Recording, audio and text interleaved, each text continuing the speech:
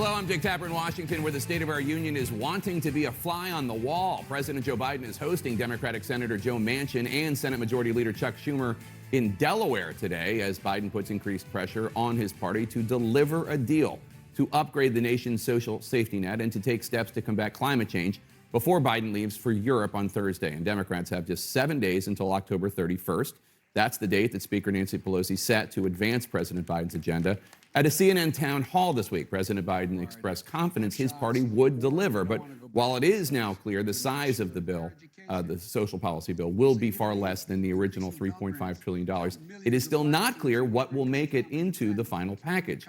Democrats have to make some tough choices about which of their big-ticket items to prioritize and how to pay for it, all to meet the demands of two Democratic senators who have been holdouts, Joe Manchin of West Virginia and Kyrsten Sinema of Arizona. Joining us now, Speaker of the House, Nancy Pelosi, who is here in studio. Thanks so much for joining us, Madam Speaker. Appreciate it. So how close are you to a deal on this larger package of elder care, daycare, child care, family leave, that stuff, whatever you want to call the bill, the social safety net bill, we call it. And will President Biden have a deal in hand when he leaves for Europe this week? Well, first, thank you for the opportunity to talk about that this morning. I'm glad that you talked about COVID in your opening here, because that's how we start all of our meetings. What are we doing to protect the American people, to stop the spread of COVID? And I want to commend President Biden for having a completely different approach than his predecessor on this. We have to correct a lot of what went wrong then, and we're on a good path. And the good news about children being safely able to be vaccinated is something that will help stop the spread. So thank you for focusing on that, because that is... We talk about it every day, all day. And so do we in the House Democratic Caucus. In terms of where we are, I've said already we've 90% of the bill agreed to and written. We just have some of the last decisions to be made. It is less than we had was projected to begin with, but it's still bigger than anything we have ever done in terms of addressing the needs of America's working families. And it is about all that you said in terms of care, the care piece, but it's also about the climate piece, which is a health issue, a jobs issue, a security issue, and a values issue for us. And we will have something that will help meet the president's goals. I feel very confident about that, even though it will be different than what we originally proposed. By the time he leaves for Europe, do you think you'll have a deal by Thursday or Friday? No, I think we're pretty much there now. You think you have a deal now? We're almost there.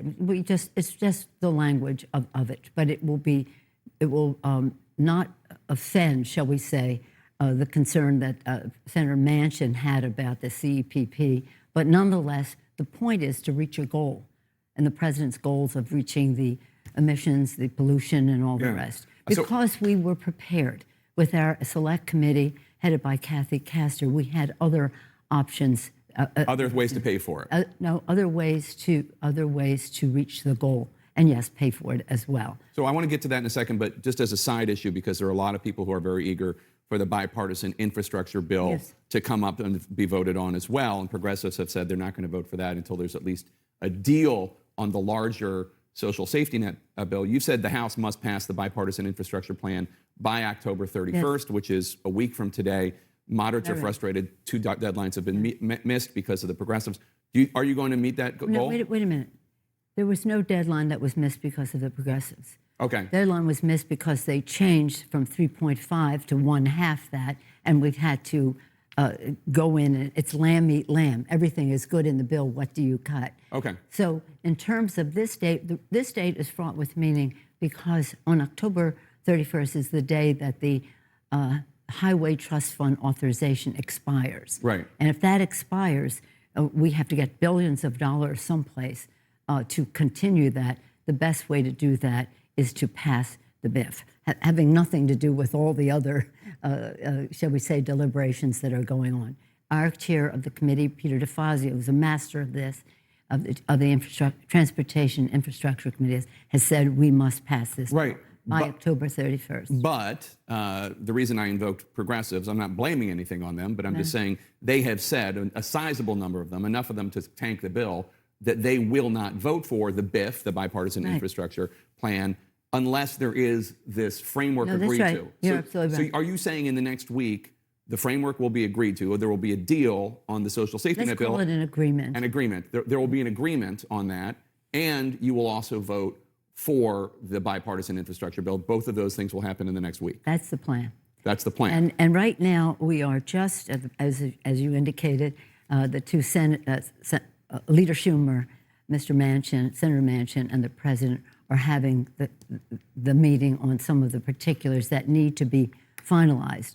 And I'm optimistic that we can do that because, again, one basket was climate, which is a jobs bill and a bill for the children for the future, is the health care piece of it, strengthening the Affordable Care Act, expanding Medicaid, and expanding Medicare. So let's get into it. Let's get into some of these issues because they're important for people to and understand. then the third basket is, we're getting into it just so we have, the third bucket is the care. Elder care, child care, family leave. Child care and universal pre-K go together.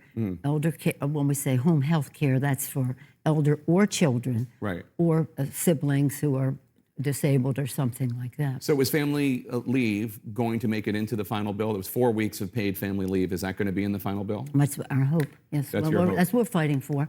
So Senator Sinema, who was a key Arizona Democrat vote in the Senate, Senator Sinema has said she will not support raising the corporate tax rate, raising the tax on high-wage earners, and President Biden has acknowledged that might mean you can't pay for the rest of the bill using those sources of revenue. Do you have an alternate way? Yeah, we do, because we were ready to pay for 3.5. Right. So we certainly can pay for half of that. And what is that alternate way? Is it a billionaire's tax? Is it a minimum tax for corporations? Is, shall we say, has an appeal, but it doesn't produce that much money. Okay. Because the bill is not written yet, we hope it will be written today and introduced tomorrow. Only then can the Joint Tax Committee evaluate what it brings in. We anticipate $250 billion, but we need closer to $2 trillion. So we have other things. Such as? Well, such as we have enforcement, and that's several $100 billion. We have the overseas harmonization of taxes, and that's a few $100 billion. We have an array. And I'm not going to say what they are right here. Corporate minimum tax, so that Elizabeth Warren was talking on the lead the other day about if a company like Amazon makes hundreds of millions of dollars, billions of dollars, and pays zero, this would be a legislation that requires that they pay something. Is that in there? Well, the president during his campaign had a market rate, a book rate proposal, and that is being evaluated as well as to how much that brings in. But that's another way to tax the increase in wealth in corporate America. But the thing is that whether we use the increase in the corporate tax rate, increase in the tax on some of the other aspects of it. Wealth tax, billionaire's tax. Well, no, just some other aspects. Okay. Because we probably will have a wealth tax, but again, it's only 10% of what we need. The other things are more like $800 billion versus $200 billion. But we can use them another time. They don't go away as a source of revenue to pay for how we go forward. And we want to pay for But you said you probably will have a wealth tax.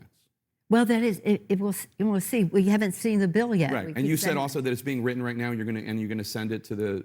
This is a Senate proposal, and they've supposedly are writing it today. Tomorrow they would introduce it, and then the Joint Tax Committee is the one that says this is how much you get from that. But again, on our side, we have been totally ready with alternatives in terms of House and Senate and the White House. We have plenty of alternatives. We're ready. So what is your response to progressives who say, what the Washington Post editorial board said, that Democrats are in danger of breaking the promise to roll back the Trump tax cuts and to fully pay for the plan? Well, we're going to fully pay for the plan. You are. We'll probably more than pay for the plan. And one bill does not make look You might what still the take another president's crack at done. getting rid of the We Trump. had the rescue package, $1.9 trillion. We have the infrastructure bill, over $1 trillion. That's around $3 trillion. And we'll have this at $2 trillion. Nobody has done anything that remarkable. So while it isn't everything that was put out originally, it takes us down a path where we can continue investments in these. Now, this piece, the care piece, I did the climate, health. The care piece is is all three of them make it transformative for America's working families. It is a big bill. It's a very big bill. It would accomplish a lot. Even at half, it's a very big bill. So let me ask you, because one of the questions right now is paid family leave. You said that you hope that that's going to be in there, 4 weeks of paid family leave, and the expansion of Medicare to include dental, vision, and hearing coverage. Is that going to be in the bill? Well, that's part of the negotiation. Dental is very expensive, so hearing and visual, and dental, but dental will take a little longer to implement. But that's part of the negotiation right now. So you don't know what's going to be in the final bill. Well, it sounds like you're saying dental might not make it because it's so expensive. It'll be on a path. It'll be on a path. But what they told us, and I don't quite understand why, but we've been told by people who know about these things that it'll take 5-6 years in order to implement the dental. So how do we, shall we say, fill in the blank there? Bernie has some suggestions about how to do that. That'll be part of the negotiation. Bernie Sanders, the independent from Bernie Vermont. Sanders. Are you frustrated? I mean, you talk about how you're almost there, except for 10% of the bill, and you also talk about how the House is there. You guys are ready. You're going to pass it, and it's really these two Senate holdouts, Sinema and Manchin. Are you frustrated with them? Well, I'm respectful of everybody's point of view. I do not want the I don't want the Trump tax cuts perpetuated. So I don't want anybody to think if we don't address those right now they're off the table. No, we will use them for something at some point, because you can't use the wealth tax and tax the billionaires, which is what we should be doing, and let corporate America off the hook. But corporate America will be paying because of the overseas tax, and some of the other provisions are very technical to go into right now. Yeah. We'll know more tomorrow to see what makes the cut. What makes the cut? And then it's worth it, the time to go into it. There's also this issue of the debt ceiling, right? Well, that's a different issue. That's separate. It's a separate issue, but in terms of how you get it through the Congress to President Biden's desk, maybe separate, maybe not. Congress acted to raise the debt ceiling through December 3rd. After that, Republican leader, Minority Leader Mitch McConnell says, you're on your own. We're not going to provide any votes for Democrats. A default, obviously, would be devastating for the American economy, for the world economy. Are you willing to attach raising the debt ceiling to the social safety net package, or if not, to use reconciliation, which means only 51 votes needed in the Senate anyway, in order to get this done? That's one path, but we're still hoping to have bipartisanship. It seems that the American people should understand that what we're talking about is largely the Trump debt. Right. Now, we participated in some of it with COVID and the rest, but we didn't participate in giving a tax scam, 83% of the benefits to the top 1%, that added $2 trillion to the debt. President Biden's part of this debt is about 3%. Right. And yet the Republicans, who when the former president was in office 3 times, we had to do something about the national debt. Now, look at what is in jeopardy. Even talking about it is not a good idea, because, I mean, even placing in doubt whether it was, it's not a good idea, because it can lower the credit rating of our country, as it did when the Republicans did not want to increase it when President Obama was president. Seems they're okay with it when there's a Republican president, but not a Democrat. 6 to 7 million jobs could be lost. $15 trillion in household wealth. Consequences that could last for decades. Why not get rid of the debt ceiling? Well, that's what we have a plan to do as well. There are a number of plans to do that, but would the Republicans agree to that before we again? Okay. Well, so your mind is open in terms of whether or not you use reconciliation or whether or not you attach it to the social safety net. Well, we still would rather have bipartisanship, whether it's a Democratic president or Republican president. But you probably won't have it, so you'll consider these options, is all I'm saying. I want to ask you. And it's very, very, very important. Absolutely. The House voted on Friday to hold former Trump ally Steve Bannon in criminal contempt of Congress for ignoring a subpoena. Do you think people who refuse to comply with congressional subpoenas should be prosecuted by the Justice Department and at the end of the day go to jail? Yes. You do? I do. Well, first of all, people say, well, this hasn't happened before. We haven't had an insurrection incited by the President of the United States and one of his toadies having knowledge of, advanced knowledge of that happening. So, in fact, it's important for a number of reasons. It's important for us to find the truth about what happened on January 6th, an assault on our Constitution, our Congress, and our Capitol.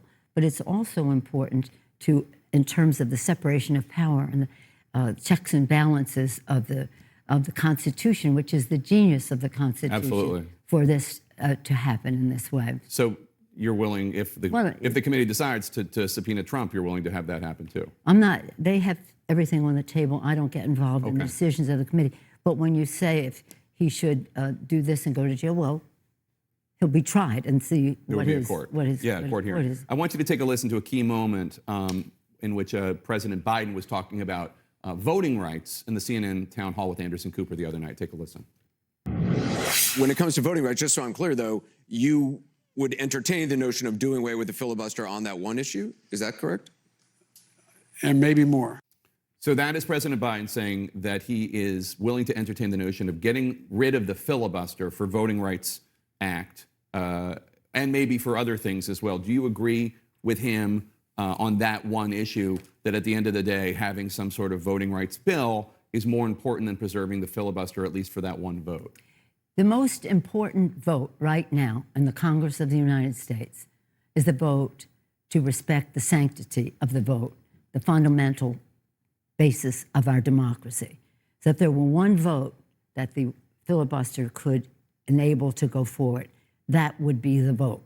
And it enables so much more because we're talking about stopping the suppression of the vote and the nullification of the elections. We're talking about redistricting in a way that is fairer and may not benefit Democrats, but it might open up some of these Republican seats. It talks about stopping the big, dark, crushing special interest money and empowers the grassroots.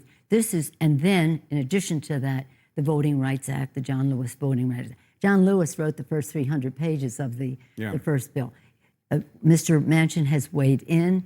The compromise that they voted on last week is perfectly good, but he didn't get any Republican votes. So it's worth it to you? Well, no, it's fundamental to our democracy. Right. This is fundamental. Now, mind you, just to remind, when what's his name was president and the Donald Trump Republicans were in power, Mitch McConnell pulled back the filibuster to enable, with simple majorities, 3 justices to go to the Supreme Court for life.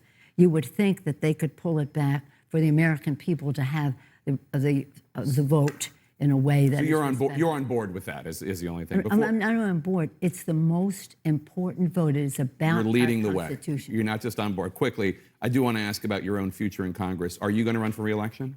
Oh, you think I'm going to make an announcement right here and now? Yeah. Why not? I'll have to be on many more times than that. You're going to run for re-election, though, yes? Why would I tell you that now? Well, it's not just me. It's the American people. It's the world. This is an international show. Well, probably I would have that conversation with my family first, if you don't mind. Okay. Thank you so much. I really appreciate it. Best of luck with the legislation. Thank you. I know it's a heavy lift. My pleasure to be here. Thank you.